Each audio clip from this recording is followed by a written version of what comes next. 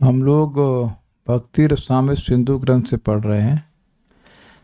पूर्व विभाग द्वितीय लहरी साधना भक्ति श्लोक क्रमांक 239 238 में आपने पढ़ा था। दुरूह अद्भुत वीर्येस्मिन् श्रद्धा दूरेस्तु पंचके यत्र स्वल्पोपि संबंध सद्धियां भाव जन्मने। दुरूह अर्थात दुर्बोध और अद्भुत वीर्य अस्मिन्, इन 5 भक्ति के साधनों में अद्भुत शक्ति होती है। क्या शक्ति होती है? तो कह रहे श्रद्धा दूरे अस्तु पंचके। इन 5 साधनों में भले ही व्यक्ति की श्रद्धा दूर हो अर्थात ना हो, और यत्र स्वल्पोपि संबंध, और संबंध भी बहुत थोड़ा हो, 1 बार हो या 2 बार हो, बहुत कम थोड़ा हो। सद्याम भाव जन्मे, अगर जन्मने अर्थात अगर कोई साधक नहीं कह सकते, व्यक्ति अच्छी बुद्धि वाला अर्थात निरपराधिक है, तो उसके हृदय में भाव की उत्पत्ति बहुत जल्दी हो जाती है। अब ये 5 साधन क्या है वेदवादी, आपको याद है? 5 महासाधन जो बताए जा रहे हैं यहाँ पे, कौन से हैं, याद है आपको? कोई भी एक बताइए। कीर्तन, नाम संकीर्तन, और संकीर्तन, धामवास, विग्रह सेवा, विग्रह की श्रद्धा से सेवा, विग्रह की श्रद्धा से सेवा, भागवत श्रवण, तो पढ़ा बोल दिया। नाम संकीर्तन, भागवत श्रवण, धामवास, विग्रह सेवा और वैष्णव की संगति। तो अब इन में महान शक्ति है। थोड़ी सी आवाज कम कीजिए, बहुत तेज आवाज आ रही है। इसे लेफ्ट से। हरि बोल, हरे कृष्णा। हाँ ठीक है। तो इन 5 में महान शक्ति है, उसको सूचित करने के लिए रूप गोस्वामी जी अपने द्वारा रचित कुछ श्लोकों को उद्धृत कर रहे हैं, और वो हैं 39 ऑनवर्ड्स, 39 40। तो उसमें तत्र श्री मूर्ति, यानी उन 5 साधनों में श्री मूर्ति की सेवा से कैसे किसी व्यक्ति को बिना श्रद्धा के भी भाव की उत्पत्ति हो सकती है, वो यहाँ पे श्लोक बोल रहे हैं। थोड़ा समझ लीजिए श्रद्धा के बिना का क्या मतलब है। देखिए, श्रद्धा मतलब व्यक्ति की स्वयं की इच्छा होती। श्रद्धा मतलब इच्छा, विश्वास भी कह सकते हैं। लेकिन अब पॉइंट क्या है, कभी कभी लोगों को फूड पॉइजनिंग हो जाती है। तो अगर पता हो कि ये भोजन दूषित है, तो क्या कभी कोई व्यक्ति खाएगा? ये बताइए, नहीं खाएगा।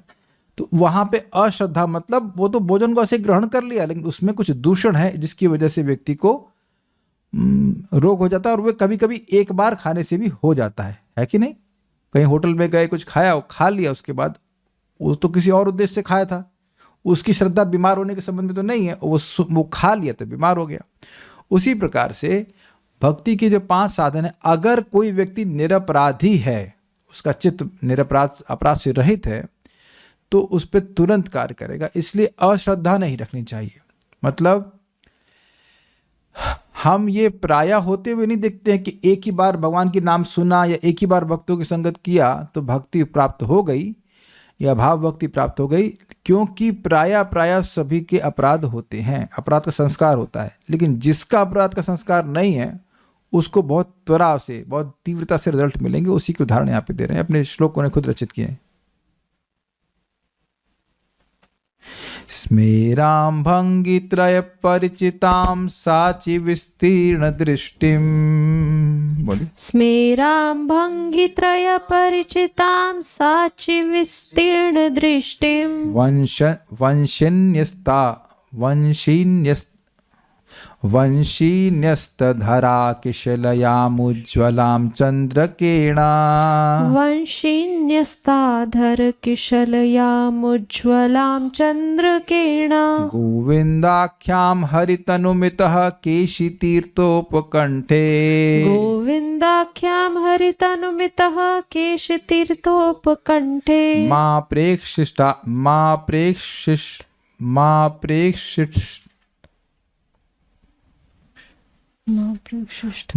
प्रेक्षिष्ठास्तव यदि सखे बंधु संगे स्थिरंगः। मा प्रेक्षिष्ठास्तव यदि सखे बंधु संगे स्थिरंगः। बोलिए। स्मेरां भङ्गित्रय परिचितां साचि विस्तीर्ण दृष्टिं स्मेरां भङ्गित्रय परिचितां साचि विस्तीर्ण दृष्टिं वंशीन्यस्ताधर किशलयामुज्ज्वलां चन्द्रकिरणां वंशीन्यस्तधरा किशलय मुज्ज्वलां चन्द्रकिरणा गोविन्दाख्यां हरितनुमितः केशितीर्थोपकण्ठे गोविन्दाख्यां हरितनुमितः केशितीर्थोपकण्ठे मा प्रेक्षिष्ठास्तव यदि सखे बन्धुसङ्गे स्थिरङ्गः मा प्रेक्षिष्ठास्तव यदि सखे बन्धुसङ्गे स्थिरङ्गः। अनुवाद। श्रद्धा रहित अपराध शून्य व्यक्ति के लिए अति अल्प संबंध भी भावोत्पत्ति का कारण होता है, इसका उदाहरण प्रस्तुत करते हैं। श्री मूर्ति के संबंध में, हे सखे, यदि तुम्हें बंधु बांधव के साथ आनंद करने की इच्छा हो तो केशी घाट के समीपवर्ती हंसमुख त्रिभंग विराजमान विशाल नयन वंशी में स्थापित अधर पल्लव मयूर पुच्छधारी श्री गोविंद मूर्ति का दर्शन न करना। अब देखिए, ये बात ऐसा लग रहा है कि भगवान के विग्रह की निंदा की जा रही है। बड़ा खतरनाक है भाई ये। अगर परिवार वालों के संग रहना है प्रेम से तो भगवान को मत देखना, लेकिन ये इसे कहते हैं व्याज स्तुति। व्याज मतलब बहाना, निंदा के बहाने से व्यक्ति स्तुति कर रहा है। तो कहना तो ये चाहते हैं कि अगर चाहते हो कि घर परिवार की अमंगल आसक्ति कटे तो गोविंद को बार बार देखना, लेकिन बोलना क्या चाहते हैं? देखो भाई, अगर आप चाहते हो घर परिवार में आनंद लेते रहो तो भगवान को बिल्कुल मत देखना। इतना आकर्षक है कि मन को खींच लेंगे। सखे, हे मित्र, यदि तव बंधु संगे, यदि तुम्हें मित्र संग में रंग आनंद करने की इच्छास्ती हो तो इत यहाँ केश तीर्थ उपकंठे, केशी घाट के समीपवर्ती स्मेराम, हंसमुख में हंसते हुए, भंगी त्रय परिचिताम, तीन भंगिमाओं से सुशोभित, अर्थात भगवान तीन जगह से जो टेढ़े हैं त्रिभंग कहते हैं। त्रिभंग ललित स्वरूप है भगवान श्री कृष्ण का, उसको, और साथ ही साची विस्तीर्ण दृष्टि, तिरछी एवं विशाल दृष्टि युक्त। भगवान की आंखें बहुत बड़ी हैं और उनकी साइड लॉन्ग ग्लासेस हैं। वंशी न्यस्त अधर किशलयाम, कली जैसे कोमल अधर में स्थापित वंशी, यानी भगवान की जो वंशी है वो भगवान के सुंदर होठों पे है, और वो होठ जो है वो कली जैसे कोमल है, और उसको, और चंद्र किरणा, मोर पंख के चंद्रक से विभूषित, मतलब जो मोर पंख भगवान धारण करते हैं वो चंद्रमा के समान लग रहा है, ऐसे मोरपंख से विभूषित। गोविंदाख्याम उज्ज्वलाम हरितनुम, गोविंद नाम वाली, मतलब जिनको गोविंद कहते हैं, उज्ज्वल हरि के विग्रह को मां प्रेक्षिष्ठा नहीं देखना चाहिए। समझ में आया श्लोक? स्मेराम, हंसते हुए, भंगित्रय परिचिताम, जो त्रिभंग ललित स्वरूप हैं, साची विस्तीर्ण दृष्टि, जिनकी दृष्टि बहुत विस्तार से, आंखें बड़ी बड़ी हैं और दाईं तरफ मतलब साइड में देख रही हैं। वंशी न्यस्त धरा किशलम उज्ज्वलाम चंद्र किरणा, वंशी उनके कोमल कली जैसे कोमल होठों पर न्यस्त है, स्थापित है, और उज्ज्वलाम चंद्र किरणा, जो मोरपंख है वो चंद्र के समान उज्ज्वल दिख रहा है भगवान के। ऐसे गोविंद आख्याम, ऐसे गोविंद के नाम से जाने जाने वाले हरि तनु, हरि के विग्रह को इतः, यहाँ इस केशी तीर्थ के पास में, निकट में, मां प्रेक्षिष्ठा नहीं देखना चाहिए तुमको। क्यों? तब मतलब नहीं देखना चाहिए, यदि सके, हे मित्र, यदि तुमको बंधु संगे स्थिरंग, तुमको अपने बंधु बांधवों में आनंद लेने की इच्छा है तो भगवान को देखने मत जाना। पर कहने का मतलब ये है कि अब व्यक्ति की श्रद्धा क्या है? अपने परिवार में आसक्त होने की, परिवार में आनंद लेने की। तो कहने के तुम गलती से भी चले गए तो अब तुम्हारी आसक्ति समाप्त हो जाएगी, ये कह रहा है।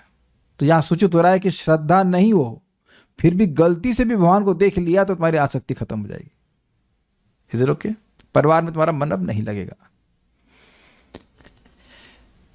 दुर्गम संगमनी निज वाक्य माधुरी के द्वारा पूर्व अंग पंचक का स्मरण कराते हुए कहते हैं स्मरे समेराम इत्यादि 5 पद्य। मतलब खुद श्रील रूप गोस्वामी जी सुंदर श्लोक लिख रहे हैं और 5 जो भक्ति के साधन हैं उनको, उनके शक्ति को वह निरूपित कर रहे हैं। उससे श्री गोविंद मूर्ति को ना देखना अर्थात दर्शन नहीं करना, देखने भी मत जाना।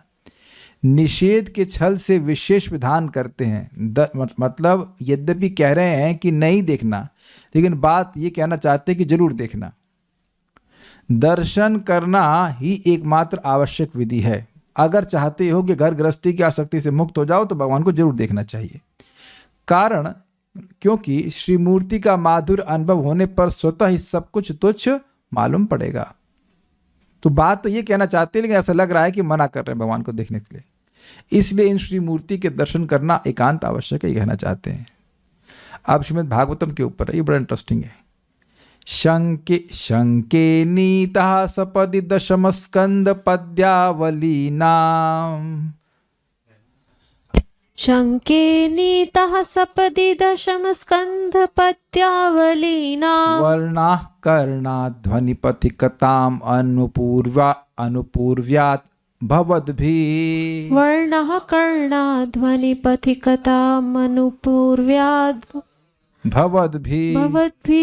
हंहोडिम्बः परमशुभदान् हन्त धर्मार्थ कामान्। हंहोडिम्बः परमशुभदान् हन्त धर्मार्थ कामान्। यद्गर्हन्तः सुखमयम् अमी मोक्षमप्याक्षिपन्ति। यद्गर्हन्तः सुखमयममी मोक्षमप्याक्षिपन्ति।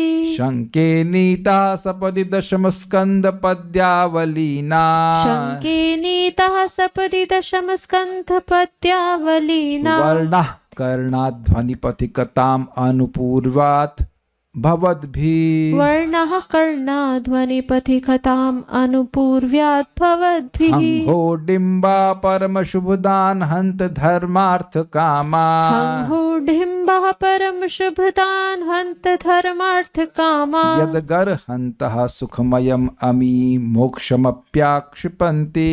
यद्गर्हन्तः सुखमयममी मोक्षमप्याक्षिपन्ति। शंके नीतः सपदि दशम स्कंध पद्यावलीनां। शंके नीतः सपदि दशम स्कंद पद्यावलीनां। वर्णः कर्णाध्वनिपथिकताम् अनुपूर्व्याद् भवद्भिः। वर्णः कर्णाध्वनिपथिकताम् अनुपूर्व्यात् भवद्भिः। हंहोडिम्बः परमशुभदान् हन्त धर्मार्थ कामान्। हंहोडिम्बः परमशुभदान् हन्त धर्मार्थ कामान्। यद्गर्हन्तः सुखमयममी मोक्षमप्याक्षिपन्ति। यद्गर्हन्तः सुखमयम् अमी मोक्षमप्याक्षिपन्ति। ये बड़ा मजेदार है। श्रीमद् भागवतम हमारा भागवत के संबंध में, अरे बालको, प्रतीत होता है कि श्रीमद् भागवतीय दशम स्कंद के पद समूह के वर्ण समूह के ध्वनि क्रम पूर्वक तुम्हारे कर्ण रंध्र में सद्यः प्रवेश किए। समझे बात कर रहे, अरे मूर्खों, ऐसे लिखा, अरे मूर्खों, लगता है तुमने दशम स्कंद के जो श्लोक हैं उनको सुन लिया है, ये कहना चाहते हैं। समझे नहीं हो तुम, केवल सुन लिए हो, आवाज गई है तुम्हारी उसमें। हाय, कितना नुकसान हो गया। हाय, इसीलिए आज परम शुभ देने वाले धर्म अर्थ व काम की निंदा करते हुए सुखमय मोक्ष का भी तिरस्कार कर रहे हो। अब बताइए, जीवात्मा के लिए क्या वाकई धर्म अर्थ और काम कल्याण में है? नहीं, लेकिन ऐसा बोल रहे हैं कि देखो देखो तुमने भागवत सुन लिया है, मतलब भागवत के अर्थ को नहीं समझे हो, केवल भागवत के श्लोक सुन लिए हो। इसका मतलब है कि श्रद्धा नहीं है। श्रद्धा नहीं है। कोई भागवत का श्लोक बोल रहा है, तुम्हारे कानों में चला गया, हाय हाय कितना गड़बड़ हो गया तुम्हारे साथ। तुमने धर्म अर्थ काम जो है उसको त्याग दिया है, उसका तिरस्कार कर दिया, यहाँ तक कि मोक्ष को भी छोड़ दियो। तो इससे स्पष्ट हो रहा है कि भागवतम को कोई व्यक्ति अनजाने में भी सुनेगा तो ऐसा लाभ हो सकता है, अगर उसका चित्त निरपराधिक हो। तो यहाँ भी सूचित हो रहा है कि श्रद्धा न भी हो, लेकिन अगर अपराध से रहित है तो व्यक्ति को भाव की प्राप्ति हो जाएगी, क्योंकि भाव की प्राप्ति होने पर ही मोक्ष लघु लगता है, मोक्ष लघुताकृत। समझ में आ रहा है? तो अब यहाँ कह रहे हैं कि लगता है तुमने गलती से भागवतम सुन ली है, उसके श्लोक सुन लिए, इस कारण से तुम्हारे हृदय में भाव उत्पन्न हो गया है, इसलिए तुम धर्म अर्थ काम को कुछ नहीं गिनते हो और मोक्ष को भी कुछ नहीं गिनते हो। तो यहाँ भी ये श्लोक श्रील रूप गोस्वामी जिस तरह से लिख रहे हैं, इसे सूचित होता है कि श्रद्धा ना भी हो, लेकिन अगर अपराधी नहीं है, श्रद्धा ना हो और अपराध भी ना हो, तो व्यक्ति के एक बार संपर्क से ही भगवान का प्रेम या भाव भक्ति प्राप्त होने लगती है। डिम्बा, अरे मूर्ख बालकों, अरे बेवकूफों जो भागवत सुना बेवकूफ कैसे? अच्छा कहा तुम धर्म अर्थ काम में लगे हुए तब जाके भागवत सुनाए, इस अर्थ में कह रहे डिम्बा, अरे मूर्ख बालकों, शंके, संदेह करता हूं, मुझे शक हो रहा है कि दशम स्कंद पद्यावली नाम, श्रीमद् भागवती दशम स्कंद के पद समूह के, देखिए अवली समझते हैं आप? अवली क्या हो? कहाँ सुना है अवली शब्द आपने? कहाँ सुना है? सुना तो है, कहाँ सुना है? दीपावली समझे? दीपों की लाइन, अवली मतलब लाइन। तो अब पद्यावली का अर्थ क्या हुआ? एक के बाद एक श्लोक, एक के बाद एक श्लोक, एक के बाद एक श्लोक। तो भागवत में दंत कंठ में तो स्पेशली बहुत सुंदर सुंदर श्लोक गाने के लिए, भगवान की लीलाओं का वर्णन करते हुए। तो कहना कि मुझे लग रहा है, मुझे शक हो रहा है, जो तुम्हारी तुम बिगड़ गए हो ना, उसका कारण क्या है? ये शक हो रहा है मुझे कि तुमने दशम स्कंद के एक पद नहीं कई कई पद्यों को सुना है। हाँ, व्यास, ये सब व्यास स्तुति चलेंगी, व्यास नहीं, व्याज स्तुति। और श्लोक के वर्णध्वनि मतलब वर्णों की ध्वनि को सुना है तो उसके अर्थ को नहीं समझे हो। अगर दशम स्कंद के श्लोक को कोई बोल दे यहाँ पे, तो आप केवल शब्द सुनेंगे ना, तो रोज ही सुनते हैं, पहले श्लोक बोलते हैं तो अर्थ नहीं समझ में आता है, लेकिन पहले वर्ण ध्वनि कान में जाती है कि नहीं जाती है? अभी हम ये श्लोक जब गा रहे थे तो क्या सब लोग समझ रहे थे तुरंत? आप सुन रहे थे। इसी को कह रहे हैं कि तुम्हारे कानों में दशम स्कंद के पद्यावली के वर्णों की ध्वनि प्रवेश कर रही है, तुम अर्थ नहीं समझ रहे हो, मूर्ख हो ना, अर्थ नहीं समझ रहे हो, लेकिन केवल आवाज गई है। और अनुपूर्व्यात, क्रम पूर्वक एक के बाद एक तुम्हारे कान में डाला गया है श्लोक। इसीलिए भवद्भी तुम्हारे कर्णा सपदि, कर्ण रंध्र में सपदि मतलब तुरंत, सद्य तुरंत, पथिकताम नीता, पथिक रूप में लाए गए हैं। ये समझे बात? कथा कान के द्वारा अंदर प्रवेश कर रहे, जैसे पथिक कहीं किसी गुफा में प्रवेश करे या कहीं और प्रवेश करे, तो ऐसे ही भागवतम के दशम स्कंद के भागवत के श्लोक तुम्हारे कर्ण रूपी रंध्र में, छिद्र में प्रवेश कर रहे हैं, जल्दी जल्दी लाए गए हैं। नीता मतलब लाना, प्राप्त कराना। हंग हो कैसा शब्द है ना, हंग हो, हाय हाय, अलास। यत परम शुभदान, इसलिए आज जो परम शुभ दान अर्थात परम कल्याण में क्या? धर्मार्थ कामान, धर्म अर्थ व काम, उनकी गर्हनता निंदा करते हुए सुखमय अमी मोक्षम अपि, इस मोक्ष का भी आक्षेपंती तिरस्कार कर रहे हो। मतलब तुम उनको कुछ नहीं गिन रहे हो, अरे क्या है धर्म अर्थ काम, क्या है? कुछ नहीं है, फालतू है। तो देखिए, अब मोक्ष को लघु करने का गुण है भाव भक्ति का। तो कह रहे हैं, इसे श्लोक को देख करके बोल रहे हैं कि कोई निरपराधिक है, वो भागवतम के श्लोक को नहीं जानता, भागवतम के अर्थ को नहीं जानता है, लेकिन केवल वर्णों का संपर्क हो गया तो उसके हृदय में भाव भक्ति उत्पन्न हो गई। इसीलिए वह धर्म अर्थ और काम और यहाँ तक कि मोक्ष को भी तुच्छ मानता है। समझ आ गया? तो ये भी एक प्रमाण दे रहे हैं, ये भी एक एग्जाम्पल दे रहे हैं कि व्यक्ति कैसे भक्ति के संपर्क में आए, इन 5 अंगों में से एक भागवत का संपर्क प्राप्त करे। श्रद्धा भी नहीं है लेकिन निरपराध है और थोड़ा सा संपर्क हुआ है तो भी व्यक्ति के हृदय में भाव उत्पन्न हो जाएगा। देखिए, एक बात बहुत इंपॉर्टेंट है, हम लोगों के भक्ति का उद्देश्य है चित्त का निर्माण, और वो चित्त कैसा होना चाहिए? अपराध के संस्कार, अपराध के इंप्रेशन से रहित होना चाहिए। इसीलिए हमने सुना था कि कदाचित अपराध बन जाए तो प्रयास करना चाहिए कि दोबारा वह अपराध न हो, और दोबारा हो जाता फिर प्रयास करें कि दोबारा नहीं हो। मतलब पॉइंट इज, अपराध से बचने का भी प्रयास करना चाहिए, क्योंकि अगर अपराध से रहित होगा तो भक्ति के जितने भी साधन है वो बहुत तीव्रता से काम करेंगे। क्या ये बात सबको समझ में आ रही है? ये सिद्धांत श्रील रूप गोस्वामी समझा रहे हैं कि अगर अपराध नहीं करेगा तो बहुत तीव्रता से भक्ति में प्रगति करेगा, या एटलीस्ट अपराध से बचने का प्रयास करेगा। अपराध तो हो ही जाता है, लेकिन अपराध से बचने का प्रयास कर रहा है। अगर ऐसी मनोवृत्ति होगी तो चाहे श्रीमद् भागवत का श्रवण है, चाहे नाम संकीर्तन, चाहे कुछ भी है, वह उसके हृदय में बहुत तीव्रता से प्रभाव डालेंगे।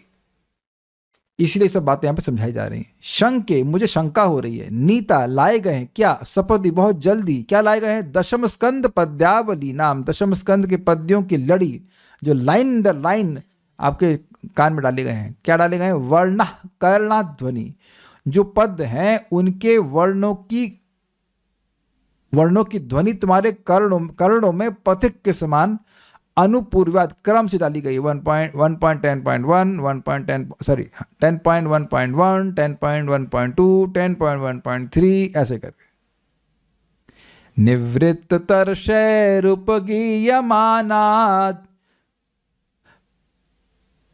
भवौषधि श्रोत्र मनोभिरामात् तत्कौत्तम श्लोक गुणानुवादात् पुमान विरज्येत बिना पशुघ्नाथ। ये क्या किया मैंने दशम स्कंद के एक श्लोक की वर्ण की ध्वनि आपके कर्ण के छिद्र में पथिक के रूप में डाल दी। समझाए बात? किसी को श्लोक पता है? Very good. तो फिर अर्थ क्या पता होगा? हो, मुझे शंका हो रही है, इसीलिए आप लोग धर्म अर्थ काम को छोड़ करके, मोक्ष छोड़ करके भजन कर रहे हैं यहाँ पे। समझे बात? समझ में आ रहा है विद्वान? नहीं, बताओ जल्दी से इसका अर्थ बताओ। अर्थ बताता हूं। नहीं, अर्थ बताइए आप। क्या श्लोक कोट किया तभी मैंने?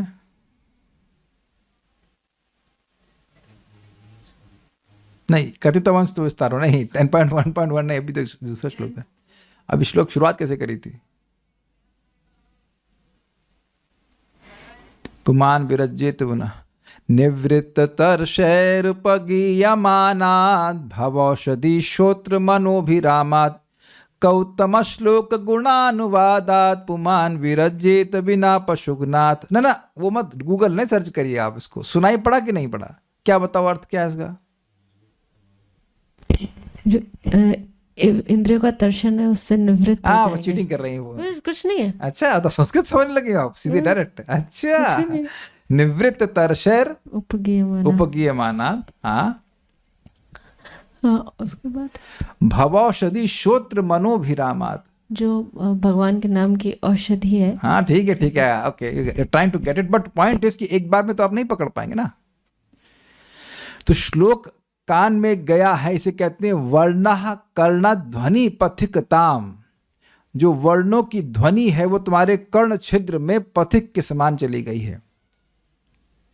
कान का एक पथ है ना, उसमें ये ध्वनि प्रवेश कर गई है। अनुपूर्व्यात मतलब एक के बाद एक, 10.1.1, 10.1.2, 3, 4, 5 ऐसे करके। इसीलिए भवद भी तुम्हारे द्वारा हंग हो डिम्बा, हमको शब्द बड़ा अच्छा लगा, हंग हो डिम्बा, तो चाइनीज लग रहा है ना। हंग हो हिडिम्बा, हिडिम्बा तो ठीक है, लेकिन यहाँ हंग हो, मुझे जब हंग हो लगा, मुझे लगा चाइनीज श्लोक लिखे क्या रूप गोस्वामी जी। हंग हो ऐसा नाम होता है ना हम लोग, हंग हो करके। हंग हो मतलब हाय हाय, डिम्बा मतलब अरे मूर्खों क्या कर रहा है तुम, क्या कर लिए, क्यों भाई क्या कर लिया, नुकसान। कहते हैं परम शुभदान हंत धर्मार्थ काम। हंत मतलब आश्चर्य को सूचित कर रहे हैं कि हे भगवान क्या होगा ये। परम शुभ, परम कल्याण में धर्म अर्थ और काम को यद गर्हंतम, उसको तुम गर्हित मान रहे हो। और सुखमयम अमी मोक्षम अपि आक्षिपंती, और जो सुखमय मोक्ष है, ब्रह्म सुख की अनुभूति है, उसको भी तुम तिरस्कृत कर रहे हो। अच्छा, एक प्रमाण भी, इसका प्रमाण कौन है? सुखदेव गोस्वामी। वह है क्या श्लोक है? परिनिष्ठितोपि नैर्गुण्ये उत्तम श्लोक लीलया ग्रहीत चेतना राजर्षे आख्यानम तदधीतवान। एक बार वो भागवतम का श्लोक सुने और उनका मन खिंच गया भगवान की तरफ। तो ये तो प्रमाण है ना हमारे पास। ऐसे भी भक्त लोग हैं जिन्होंने एक, भाई अपराधी थे नहीं, ब्रह्मज्ञानी थे, अपराधी तो नहीं कर रहे थे किसी के प्रति, तो एक बार भी सुने और थोड़ा सा सुने और तुरंत आकृष्ट हो गए। एक प्रमाण भागवत में भी है, आप ढूंढ सकते थे प्रथम स्कंद में, सत्संगात मुक्त दुस्संगो, ऐसे करके श्लोक सुना होता है कि सत्संग में आए और दुसंग से मुक्त हो, गलत आचरण से दूर रहे। तो एक बार भी भगवान श्री कृष्ण की लीला को सुनता है तो उसको त्यागने में वह समर्थ नहीं हो पाता। तो दिखा रहा है कि भक्ति आ जाती तभी ना ऐसा हो रहा है। सत्संगात मुक्त दुस्संगो करके श्लोक है, तो प्रमाण भी है उसको यहाँ पे बोल रहे कि भागवतम का श्लोक इस प्रकार सुनने से व्यक्ति आकृष्ट हो सकता है। फर्स्ट कैंटो में लिखे ओके, दुर्गम संगमनी क्या प्रमाण दिखा देता हूँ।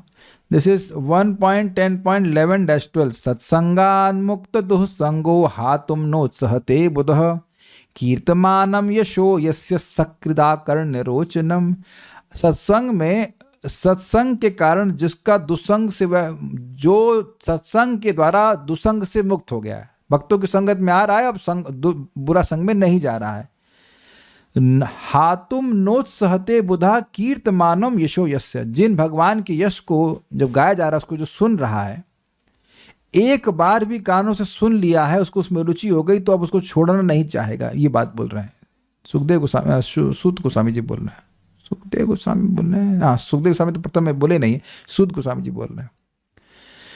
दुर्गम संगमिनी शंके नीता पद्य उपालंब व्याज स्तुतिमय अलंकार से रचित हुआ है। उपालंब मतलब शिकायत, ये कर रहे ना शिकायत, अरे तुम क्या कर रहा है भाई, भागवत सुन के क्यों आ गए तो शिकायत कर रहे हैं, लेकिन शिकायत के बहाने से, व्याज मतलब बहाने से स्तुति हो रही है। ये समझ में आया आपको? अच्छा, ये श्लोक लग रहा है कि शिकायत हो रही कि नहीं हो रही? अरे मूर्खों, क्या कराए तुम, क्यों क्या कराए भाई, भागवत सुनाए तो आओ, काहे भागवत सुन के आए, कौन बोला तुमको भागवत सुनने के लिए? तो अब इस तरह से शिकायत कर रहे हैं, लेकिन शिकायत के द्वारा स्तुति कर रहे हैं। ठीक है, प्रस्तुत क्या लग रहा है, शिकायत कर रहे हैं, लेकिन वास्तविक रूप से वह स्तुति कर रहे हैं कि भागवत को सुनकर प्रति जब किसी की रुचि हो जाएगी तो अब मोक्ष की तरफ भी ध्यान नहीं देगा। तव विक्रीडितम कृष्णा नृणाम परम मंगलम कर्ण पीयूषमास्वाद्य त्यजन्ति अन्न स्पृहाम जना। हे कृष्ण, आपकी लीला कथा इतनी मादक है कि एक बार भी कान से इसका आस्वादन कर लेने पर व्यक्ति अब और किसी चीज़ की इच्छा नहीं करता है। धर्म, अर्थ, काम, मोक्ष सब त्याग देता है, सारी इच्छा त्याग देता है, कथा की इच्छा को नहीं त्याग पाता। तो प्रमाण भागवत से। तो यहाँ उपलम्ब के छल से स्तव किया गया। अपालंब मतलब होता है शिकायत के छल से स्तव किया गया है। देखिए, काव्य होना ही इसी प्रकार का चाहिए। अगर सीधा सीधा बोल जाएंगे तो काव्य में मजा नहीं आएगा, कविता में मजा नहीं आएगा। कविता थोड़ी होनी ही चाहिए इस प्रकार से घुमावदार। नोट, जब कवि उपालंब अर्थात उल्हाना या शिकायत के रूप में कथन करता है, परंतु उस कथन से वास्तविक उद्देश्य स्तुति यानी प्रशंसा व्यक्त करना होता है, तब वहां उपालंब व्याज स्तुतिमय अलंकार होता है। व्याज मतलब बहाना, उपलम्ब मतलब शिकायत, शिकायत के बहाने से स्तुतिमय अलंकार। ठीक है, ये अलंकार समझते हैं? मतलब अलम मतलब पर्याप्त और कर्ण मतलब कर देना। तो अलंकरण मतलब उसी से अलंकार आया, जिसको कर देने से, जिसको जोड़ देने से, उसकी प्राप्ति हो जाने से चीजें बड़ी सुंदर लगती हैं, अच्छे प्रकार से सुंदर लगती हैं, कंप्लीटली सुंदर लगती हैं, इसी को अलंकार कहते हैं। श्लोक युगल 1.2.239 और 1.2.240 में अप्रस्तुत प्रशंसा अलंकार है। जो हमको बात समझ में आई है वो ये है कि आपके सामने प्रस्तुत क्या है, शिकायत, लेकिन प्रशंसा अप्रस्तुत है। इस श्लोक में आप देख रहे हो कि आपके सामने प्रेजेंटेड क्या है, शिकायत कि काहे भागवत सुन के आए। अगर वो कहते हैं कि भागवत कितना सुंदर ग्रंथ है, तो ये होगा प्रस्तुत प्रशंसा। लेकिन अप्रस्तुत प्रशंसा होगी जिसमें लग रहा है कि शिकायत कर रहे हैं, लेकिन कर रहे हैं प्रशंसा। देखिए, उल्टा तो आपने सुना ही होगा, हाँ भैया आपसे बड़ा बुद्धिमान तो कोई है ही नहीं। तो यहां प्रस्तुत स्तुति है, वेदवादी बोलिए, प्रस्तुत निंदा है कि प्रस्तुत स्तुति है? निंदा है। फिर से, हाँ भैया आपसे बड़ा तो बुद्धिमान कोई है नहीं। तो यहाँ पे प्रस्तुत प्रशंसा है कि प्रस्तुत निंदा है? निंदा हो रही है प्रभु जी, आपसे तो बुद्धि, हाँ भैया आपसे बड़ा बुद्धिमान तो कोई है नहीं। तो यहाँ प्रस्तुत प्रशंसा है कि प्रस्तुत निंदा है? तो सही बोला है एक भक्त ने, प्रस्तुत तो प्रशंसा है, हाँ भैया आपसे बड़ा तो कोई बुद्धिमान है नहीं, लेकिन अप्रस्तुत निंदा है। अप्रस्तुत। और देखिए, इसको आपने कैच किया होगा, भाई आप टॉन्ट से क्यों बोल रहे हैं? बुद्धिमान आपसे बड़ा तो मतलब बोल रहे हैं आपसे बड़ा बुद्धिमान कोई नहीं है, लेकिन वो कहना चाहते हैं कि आप बेवकूफ हैं। आप समझ में आया? बिल्कुल अपोजिट। तो यहाँ पे शिकायत कर रहे, काहे भागवत सुन के आए, अच्छा वाला थे तो धर्म अर्थ काम कर रहे थे, उसको तुम डिस्टर्ब कर दिए। लेकिन ये भागवत की महिमा का वर्णन कर रहे हैं। उम्मीद है कि बात समझ में आ रही होगी। देखो, अगर घर परिवार में आसक्त रहना चाहते हो भाई, तो जाकर भगवान को बिल्कुल मत देखना। तो ऐसा भगवान की निंदा कर रहे हैं ना, भगवान इतने खतरनाक है भैया कि सारी आसक्ति खत्म कर देंगे, लेकिन तो ये प्रस्तुत निंदा है, लेकिन एक्चुअली अप्रस्तुत प्रशंसा है। प्रस्तुत निंदा है पर वैसे अप्रस्तुत प्रशंसा है, नॉट डायरेक्ट प्रेज। प्रस्तुत means which is presented before you. इसीलिए तो कल हम उसको पढ़ा नहीं रहे थे, पर समझ ही नहीं आया क्या बोले अप्रस्तुत प्रस्तुत करके। और ये भी टीका पूरी नहीं दे रहा हूं मैं, जितना समझ में आया उतना सेंस निकाल करके आप लोग को दे रहा हूं। नहीं, यहां पर दिखा रहे हैं कि निंदा कर रहे हैं, लेकिन अप्रकट रूप से वह प्रशंसा कर रहे हैं। यहां पर श्रीमूर्ति व श्रीमद् भागवतम को प्रस्तुत करके विशेष प्रस्ताव किया गया है। अप्रस्तुत प्रशंसा मुख से निकल गया तो अलग बात है, सुधार के ग्रहण कर लीजिएगा। यह तात्पर्य महिम ज्ञान का कारण हुआ। अब कहीं ये क्या बोल गए, बात क्या है?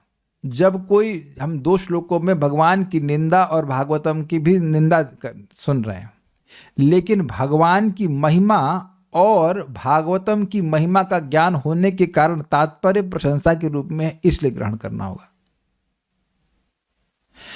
स्पष्ट रूप से बोल रहे हैं कि भगवान को देखने मत जाना। भागवतम को तुम्हें काहे सुन लिया, भागवतम को नहीं सुनना चाहिए था। ये स्पष्ट बोल जरूर रहे हैं, और लेकिन क्योंकि भगवान की महिमा हमें पता है और भागवतम की महिमा हमको पता है, इसलिए समझ में आ रहा है कि जो कवि हैं श्रील रूप गोस्वामी जी, वह भगवान की और भागवतम की महिमा बोल रहे हैं, ना कि उनकी निंदा कर रहे हैं। जैसे अगर मान लीजिए कोई व्यक्ति अब किसी को बोल रहा है, हाँ भैया हमें तो पता है तुम कितने बुद्धिमान हो, तो अब ये उस व्यक्ति की मूर्खता प्रसिद्ध होगी या अंडरस्टूड होगी, तभी वो ऐसा बोलेगा, तभी उसको इस रूप में ग्रहण किया जाएगा कि वह व्यक्ति मूर्ख है, जबकि बोला जा रहा है कि आप तो बड़े बुद्धिमान हैं। देखिए, अगर कहें भाई आप बहुत अच्छा जप करते हैं, तो ये प्रकट प्रशंसा है। अब भैया आपसे बढ़िया जप तो होता ही नहीं किसी का। तो अब आप समझ रहे हैं, स्वाभाविक सी बात है कि कोई ट्रेनर किसी डिवोटी को डांटेगा कि जो जब से ठीक ना कर, जब से एग्जाम्पल देता हूं महाप्रभु का। महाप्रभु गुंडीचा मंदिर का मार्जन कर रहे थे, तो अब सब लोग बड़े उत्साह से सफाई कर रहे थे, एक आलस कर रहा था। महाप्रभु के समय से लीला चल रही है। बहुत मतलब उसमें भगवान के संग भी लोग काम चोरी कर लेते हैं। वो कर नहीं रहा था सफाई, तो भगवान चैतन्य महापुरुष के पास गए, तुम तो सबसे अच्छी सफाई करते हो, क्यों नहीं तुम बाकी लोगों को सिखाते कैसे सफाई करते हैं। तो अब वो जो है वो बेचारा शर्मा गया, तो वह भी ठीक से करने लगा। अब समझ में आ गया आपको? तो वो अंडरस्टूड था कि वो ठीक से सफाई नहीं कर रहा था। तो जब उसको ये बोला गया कि तुम कितनी अच्छी सफाई कर रहे हो, तो उसकी महिमा के ज्ञान से, महिमा उसकी ये थी कि वो कामचोर थे। तो महाप्रभु के कहने का तात्पर्य समझ में आ गया। देखिए, आप सिंपल अगर किसी को बोले Prabhu ji you are a very sincere devotee, तो अब वो व्यक्ति सिंसियर होगा तो सिंसियर ही बोल रहे हैं आप। Is it not? Normally don't use this word to do व्याज स्तुति या व्याज निंदा। क्या आप लोग मेरी बात स्वीकार करें? कभी किया आपने प्रभु जी आप बहुत सिंसियर डिवोटी हैं, तो just we normally use this word in a literal sense, normal way में। हाँ, प्रकट स्तुति क्या होता है। कभी कभी हम लोग कहते हैं भैया आपसे अधिक सीरियस तो कोई नहीं है, बहुत सीरियस हैं आप, सबसे अधिक सीरियस हैं आप। कई बार ऐसा करते हैं, लाइक दैट। ऐसे टॉन्ट बहुत अच्छे लगते हैं, भगवान को देखना पर मत देखना, नहीं तो परिवार वालों के नहीं रहोगे। हाँ, समथिंग ऑफ दैट। व्याज मीन्स प्रस्तुत नहीं, व्याज मतलब होता है बहाना। व्याज स्तुति मतलब स्तुति के बहाने से निंदा, सॉरी निंदा के बहाने से स्तुति, निंदा के बहाने से स्तुति। Is it okay? व्याज मतलब बहाना। अभी होता ना, स्तुति के बहाने से निंदा कर रहे हैं, भैया आपसे बढ़िया तो कोई भक्ति ही नहीं है। एक भक्त, एक वृद्ध व्यक्ति बहस कर रहे थे, परम पूज्य राधा गोविंद महाराज भी थे और भी कोई होंगे, भक्त होंगे, जो भी रहा, महाराज बता रहे थे। तो अब वो जो बुढ़ा व्यक्ति था बोला, अरे हमारे बाल ऐसे ही नहीं पके हैं। तो भक्त बोला, दूसरा भक्त, हाँ भैया ज्ञान के मसाले से पकाए हैं। इतना गर्म हो गया, वह भी समझ गया कि ये ये स्तुति नहीं है, ये हमारा मजाक बना रहे हैं। समझ में आ गया आपको? तो इस तरह से यहाँ पे श्रील रूप गोस्वामी जी, यद्यपि ऐसा लग रहा है कि निंदा कर रहे हैं, निंदा क्यों करेंगे रूप गोस्वामी, वह तो स्तुति ही कर रहे हैं।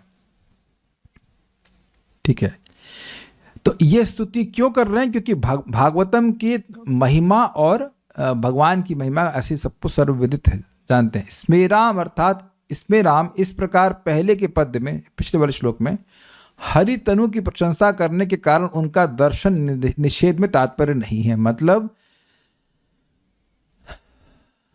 यह नहीं कहना चाहते हैं कि भगवान को मत देखो, अपितु यह कहना चाहते हैं कि भगवान को देखो, ये कहने का मतलब है।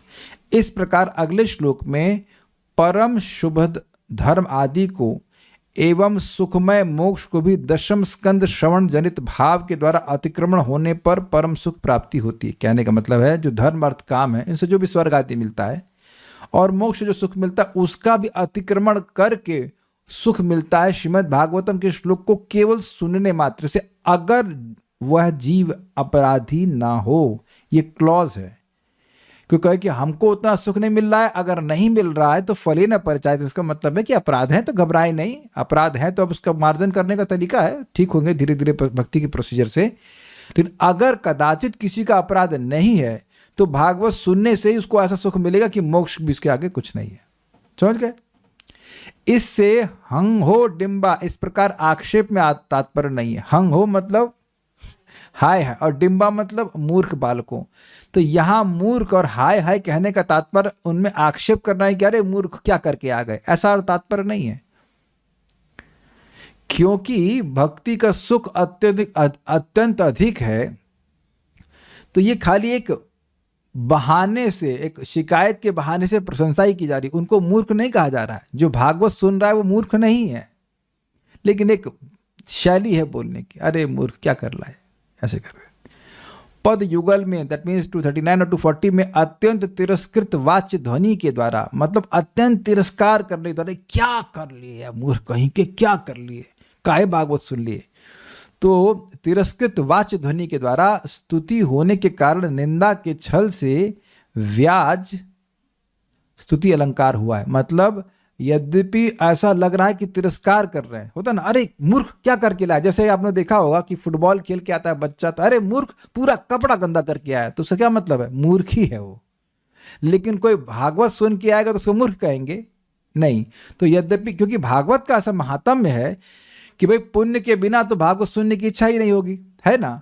तो कहना है कि यद्यपि बोल रहे हैं किसी व्यक्ति को कि अरे मूर्ख तू भागवत क्यों सुन के आया, लेकिन वो वहां उसको मूर्ख कहने का तात्पर्य नहीं है। इट डजंट, तात्पर्य मीन्स पर्पट, इंटेंशन, भाव। तो ये केवल शिकायत के बहाने से स्तुति ही हो रही है। अर्थ रत्नाल्पदीप का डिम्बा शब्द श्रद्धा के अभाव को सूचित करता है। मतलब डिम्बा मतलब मूर्ख, तो मूर्ख को तो पता नहीं कि भागवत की महिमा क्या है। जो जिसको भागवत में श्रद्धा है वह तो योजना बनाकर भागवत सुनेगा। तो यहाँ पे डिम्बा शब्द सूचित करता है कि उसका श्रद्धा का अभाव है, उसको पता नहीं भागवत क्या होती, बैठ गया सुनने, बैठ गया, अब जो है वो उसके प्रति आसक्त हो रहा है। तो यही जो पॉइंट है वो समझाया जा रहा है कि श्रद्धा ना भी हो और थोड़ा सा भी संबंध हो, लेकिन अगर व्यक्ति निरपराधिक है तो उसका भाव की उत्पत्ति हो जाएगी। भाव उत्पत्ति हो जाने के कारण ही मोक्ष तिरस्कृत लगता है। ये बात समझा रहे हैं। गया सब ऊपर से, कि समझ में भी आया, आ रहा है। हमें तो लगता है नींद भी आ रही होगी, सुबह सुबह उठ कर। आजकल तो बहुत जल्दी भक्त उठ जाते हैं। घबराइए मत, हम 2 श्लोक लेंगे, अगला श्लोक फिर हम कल 3 श्लोक लेना, इतनी जल्दी नहीं करेंगे। बट एक ये बहुत सूक्ष्म पॉइंट है, थोड़ा समझने वाली होगी। मूर्ख को तो ज्ञान नहीं होता है कि क्या सुन रहा है। तो जिसको भागवत में श्रद्धा है, जैसे आप लोग श्रद्धा से आए हैं कि ऐसे आगे गलती से, श्रद्धा से कि क्या टॉपिक पढ़ाया जाएगा, भागवत पढ़ाई जाएगी, तो इसको श्रद्धा कहते हैं। अनिच्छा पूर्व जाके बैठ गया भोंदू जैसा, तो उसको श्रद्धा है नहीं। तो इससे ये सूचित हो रहा है कि श्रद्धा नहीं उस व्यक्ति को। यही बात बोली जा रही कि श्रद्धा ना भी हो, लेकिन अगर निरपराधिक है तो थोड़ा सा संबंध भी होगा भक्ति का, तो व्यक्ति को भाव की प्राप्ति हो जाएगी। कर्णा ध्वनि पथकताम, ये अल्प संबंध की सूचना करता है। मतलब कानों में ध्वनि प्रवेश की है, थोड़ा सा संबंध है, तुम अर्थ नहीं समझ पाए हो, केवल आवाज सुने हो।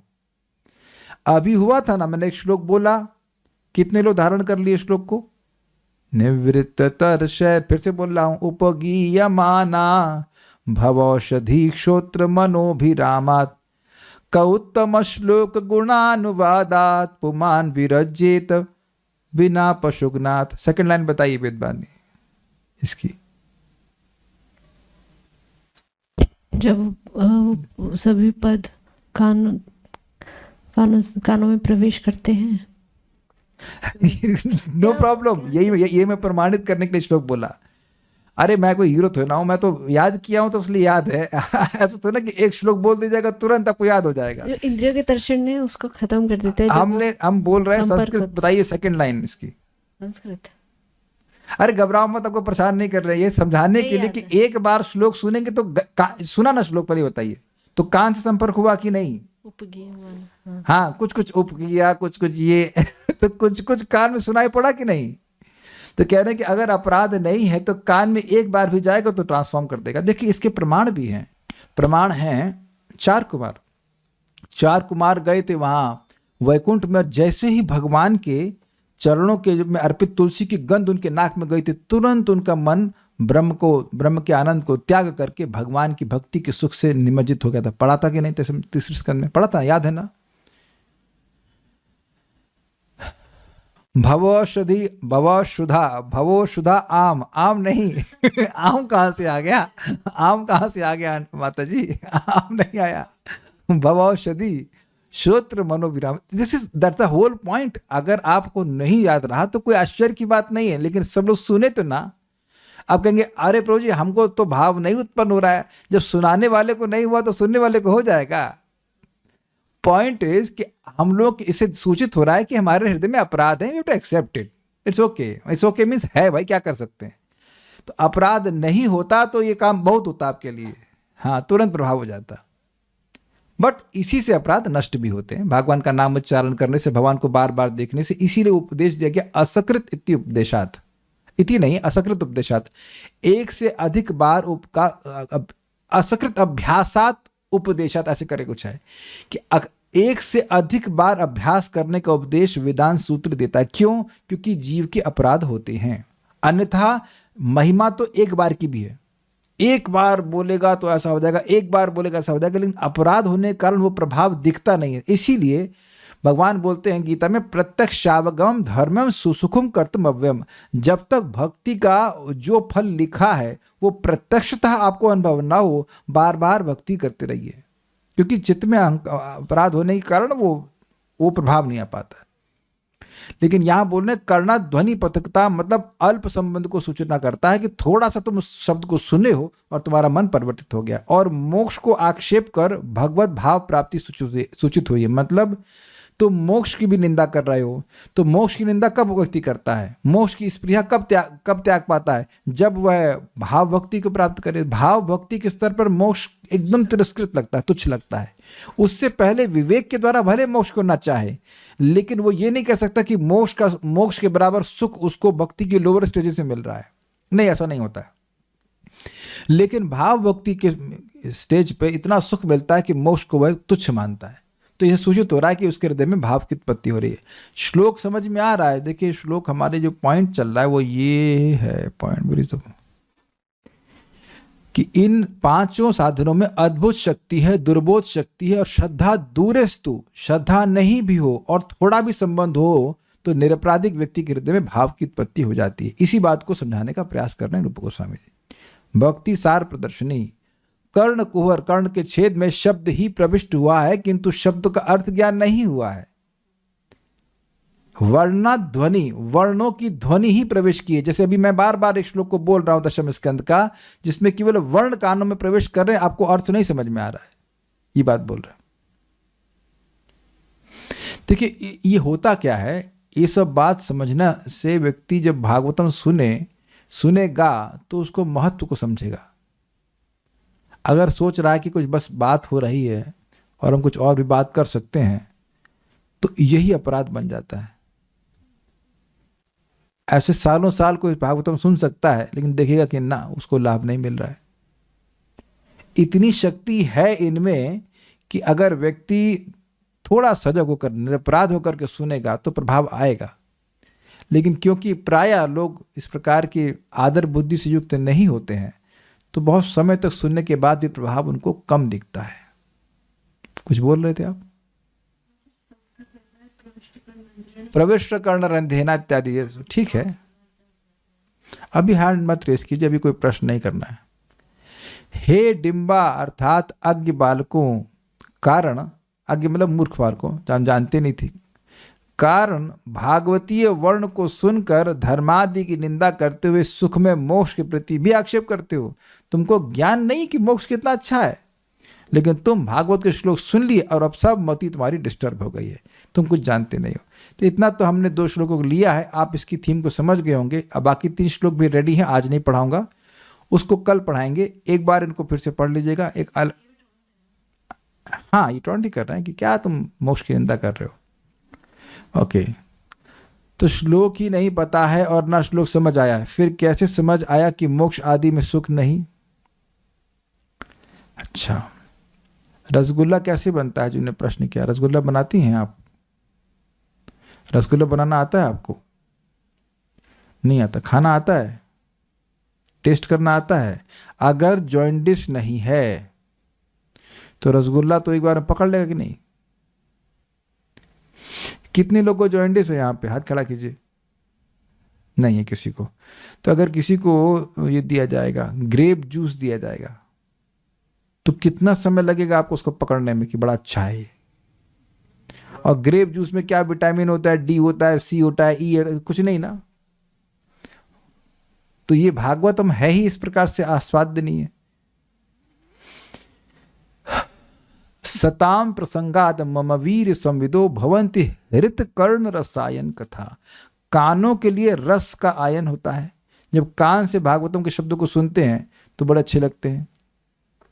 एक श्लोक तो प्रसिद्ध है, धर्म प्रोजित कैटबोत्र परमो निर्मसराणाम सताम वेद्यम वास्तवमत्र वस्तु शिवदम तापत्रयोन्मूलनम।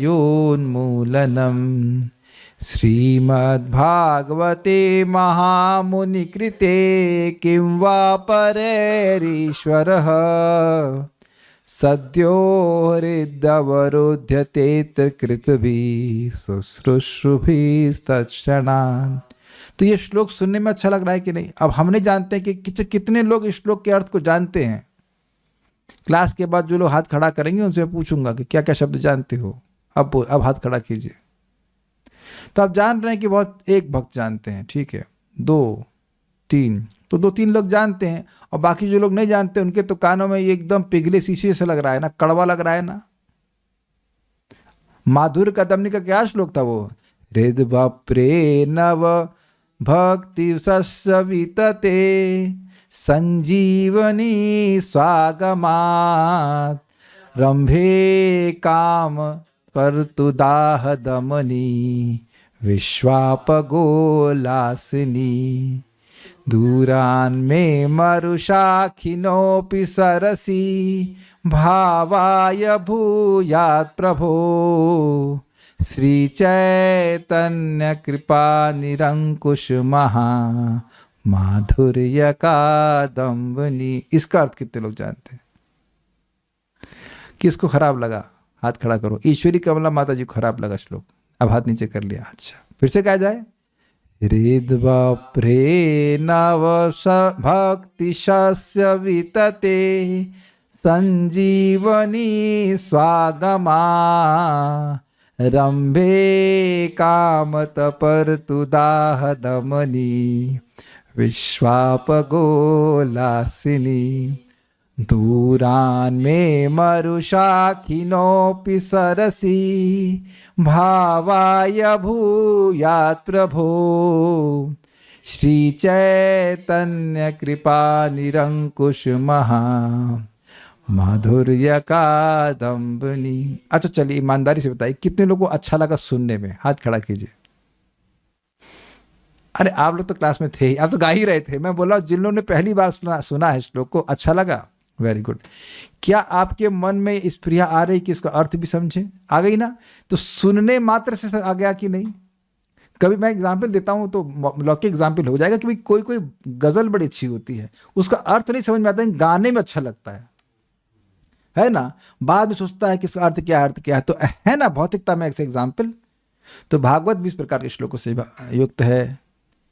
तो कहने का मतलब है कि सुख इतना अच्छा लगा कि उसके आगे मोक्ष और धर्म अर्थ काम के सारा सुख खत्म हो गया। कहने का मतलब कोई कहे कि चलो आप कर्म कांड करें, हाको डाको करें, ना हम भागवत पियेंगे, ऐसे करके हम भागवत सुनेंगे, और मोक्ष का सुख तो स्वीकृत हो गया। तो प्रमाण मैंने आपको दिया सुखदेव गोस्वामी का, वो भागवत सुने और मोक्ष के सुख में निमज्जित थे, छोड़ दिए, नहीं चाहिए। क्या इसका अर्थ ये हुआ कि अब श्रवण कर लिया तो आगे जाकर वो बहुत जल्द शुद्ध हो जाएगा? जी नहीं, ये अर्थ नहीं है। अर्थ ये है कि उसके हृदय में भाव की उत्पत्ति हो गई, ये बात है। और भाव की उत्पत्ति होने पर भगवान की भक्ति में अत्यंत सुख मिलता है, ये बात है। और कुछ सुनने में क्या अपराध है? सुनने में कोई अपराध नहीं, सुनिए। हाँ, सुनने में अपराध ये है कि थोड़ा तो भागवत सुन रहे हैं, जब भागवत सुन रहे हैं तो मन कहीं और लेके जा रहे हैं, कुछ और बात तो, या फिर चलो मन तो कहीं और गया, अलग बात है, लेकिन बहुत कुछ बतियाने लगे तो और बात है ना गड़बड़। यानी कि वो बात अब जो दुनिया की बात है, जो जगत में बंधन करने वाली है, वो श्रीमद् भागवतम से अधिक महत्वपूर्ण है। ये ना बात हुआ। इसीलिए हम डोज 1 घंटे का ही रखते हैं कि कम से कम 1 घंटे व्यक्ति निकाल ले, है ना। 1 घंटे तो कम से कम अटेंशन के संग भागवत सुने, उसके बाद जो अपना कार्य करना है वो कर ले। बहुत देर भक्ति ही करे, जरूरी नहीं कि उससे लाभ ही होगा, लेकिन वो कितने फोकस से कर रहा है, कितने एब्जॉर्प्शन से कर रहा है, उसका बहुत बड़ा प्रभाव होगा। So I think you are getting the point. आगे के श्लोक हम भेजेंगे, उसको आप देख लीजिएगा, पढ़ लीजिएगा। Will stop here now. Shrimad Bhagavatam की जय। श्री भक्ति स्वामी, नॉट सॉरी बट बोलना था, श्री भक्ति स्वामी सिंधु की जय, भागवतम की जय, भगवान जी की जय, जय जय जय जय। हरे कृष्णा। श्रील प्रभुपाद की जय। निताई गौर प्रेमानंदे।